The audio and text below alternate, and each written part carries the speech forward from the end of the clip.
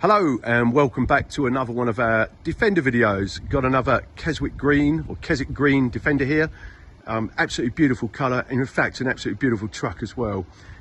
This one's come all the way from Scotland, so it's come a long way to us, and it's in for a few mods and unfortunately, or fortunately, however you want to look at it, a lot of rectification work. So this was built some time ago, and from the outside it looks great. So it had been apparently fully soundproofed and had a hi-fi system fitted to it, and well, as we go through it, we'll try and show in this video some of the stuff we found. So first of all, you know, it's been fully soundproof, but when we took it apart there was actually no soundproofing on the back of the door card, no soundproofing on the frame, and only a tiny amount of soundproofing on the back here. So we've completely had to do that again from scratch.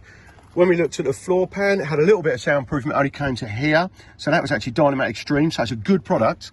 But they hadn't gone any further in here, so none of the bulkhead was done, and obviously there's a massive amount of noise comes in through here. All that had to be done. It had no soundproofing over the gearbox tunnel, which again is a big problem, noisy area. We've added our immobiliser to this car.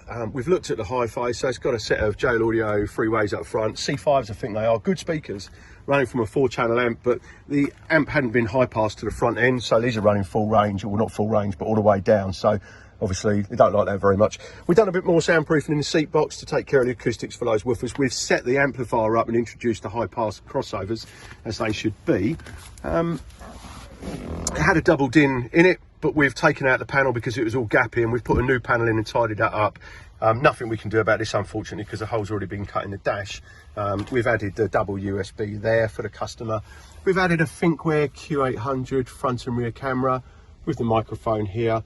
And we've introduced the mud LED interior lights. These are really cool because they go both colours.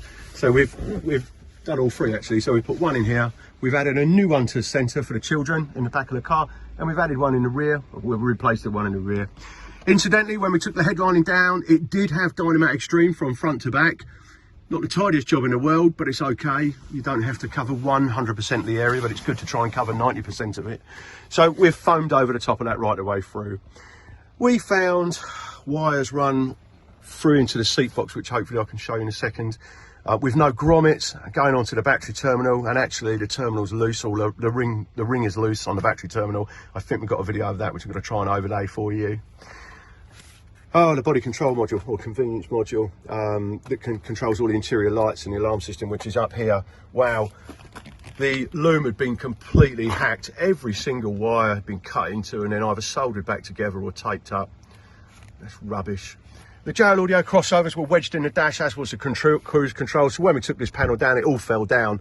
It had been half-heartedly stuck up with double-sided tape. It's all fell down. The passive crossovers had no terminals. The wires were just wedged in the holes and tightened up. Just a crap job, really. There you go. What else have we done? So we soundproofed all the roof. It's a lovely car. We've put a new camera on it and spaced that out because it's got this really cool optimal jet there, so you need to bring the camera out to get over that. So we've done that. We retrimmed all in the back here as well. So this had the rubber checker plate, but it was, you know, pretty scruffy.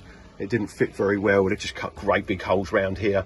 So we've redone all that and fitted it all back properly.